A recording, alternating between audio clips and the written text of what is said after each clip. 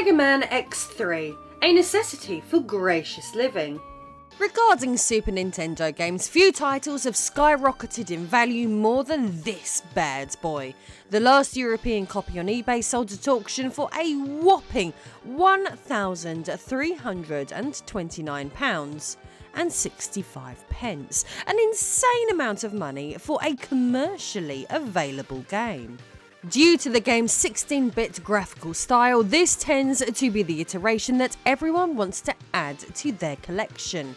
However, versions of the game were also made to run on both the Sega Saturn and Sony PlayStation.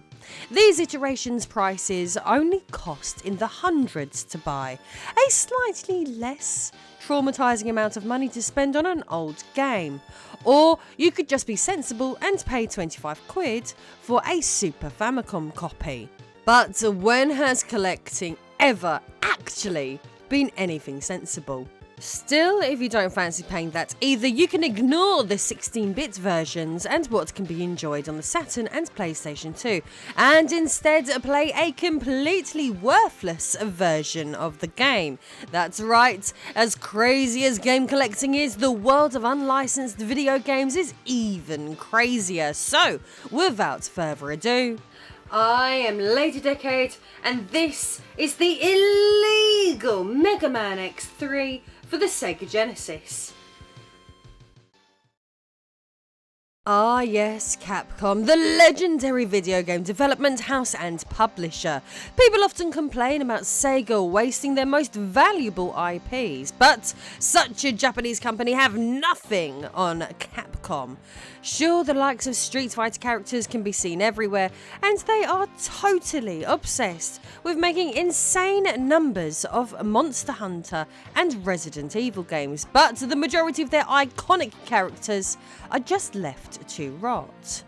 Unfortunately, they have not given us a new entry in the Mega Man X series since the embarrassing failure of Mega Man X8 19 years ago.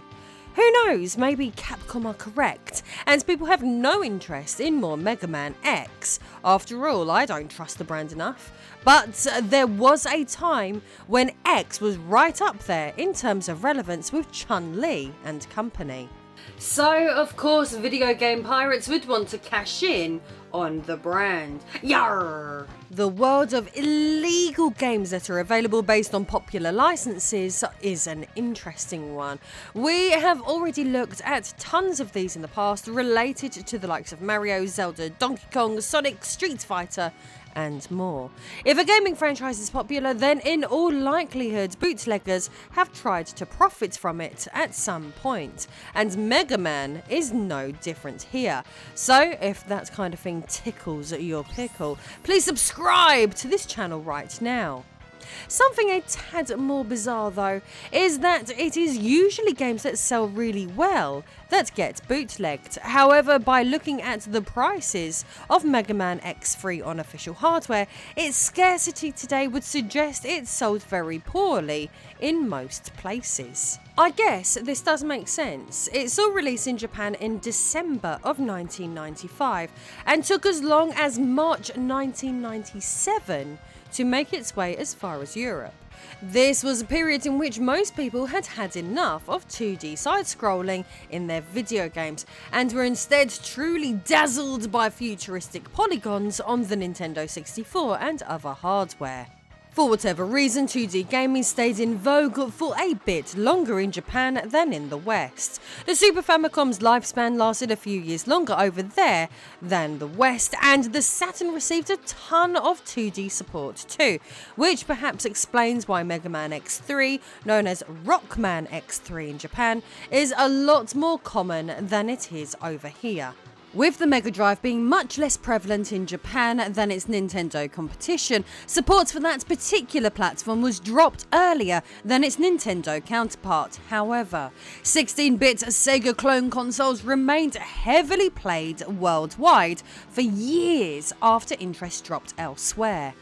A lack of new Sega 16-bit games could be a key reason bootleggers opted to bring Mega Man X3 to the Genesis, but maybe there is more to this strange tale than that.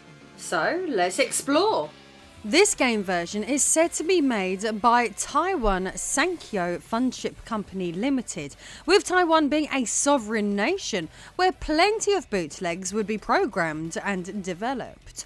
While I often poke fun at these efforts in many videos due to their strange quirks and lack of a decent level of playability compared to the source material, Rockman X3 for the Sega Megadrive is a surprisingly decent effort in comparison to most games like this. BootlegGames.fandom describes this title as using the Megaman The Wily Wars game engine, the only official Mega Man game that would be released on the Sega hardware, yet also describes the title as a port of the Sega Saturn version of Megaman X3. Like many unlicensed versions of established titles, a lot is missing from this game which appears to be in the others, but what can be experienced is pretty impressive. I mean that the title includes many essential elements that would have prevented people from being disappointed when they purchased this dubious delight, as, in my opinion, it not only looks like Megaman X3 but to some degree plays like it as well. To go into more detail, I am outlaying that the controls feel fluid, responsive and reasonably close to what can be enjoyed on a Super Nintendo. In fact, I had a go at this one using a SNES Mini earlier, and the whole experience felt even more Mega Man X3-like. What is this? A Super Nintendo for ants? In this Genesis version, you can jump, wall jump, dash and perform dashes in the air, vertically and horizontally, and use your Mega Buster to fire rapid shots or charged blasts. Mega Man X essentially controls just like he does in the Super Nintendo game. Sure, none of it is quite as fluid, but it's a damned decent effort.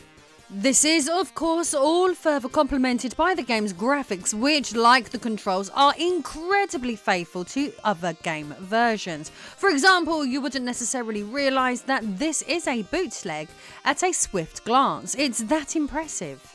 Most of the graphics have indeed been pulled over from Mega Man X3. However, if you look closely, some have also been pulled from the first Mega Man X game.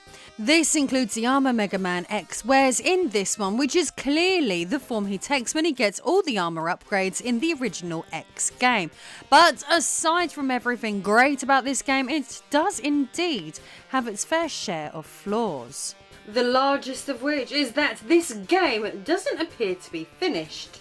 This is a crying shame, as what is here is pretty marvellous, but sadly it looked like the bootleggers worked on this one to a point and then simply shipped the game whenever some sort of working deadline had been reached. Either that or the whole thing is just incredibly scaled back.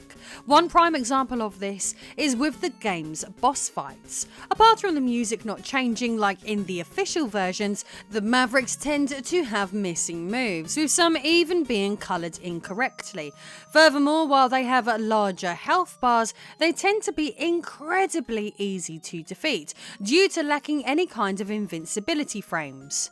A trope of Mega Man and Mega Man X games is defeating a boss at the end of the stage and gaining their powers to use in combat later.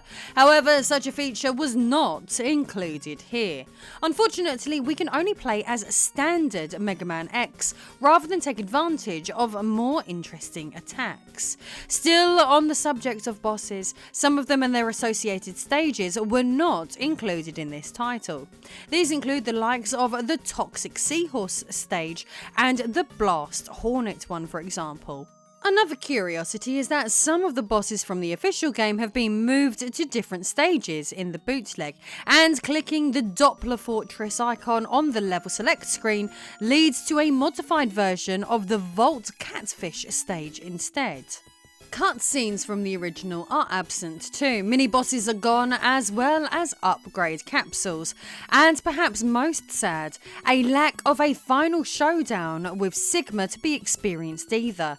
Taking out enemies in the Super Nintendo version also results in some satisfying graphical effects as opponents explode, but unfortunately no such animations are present.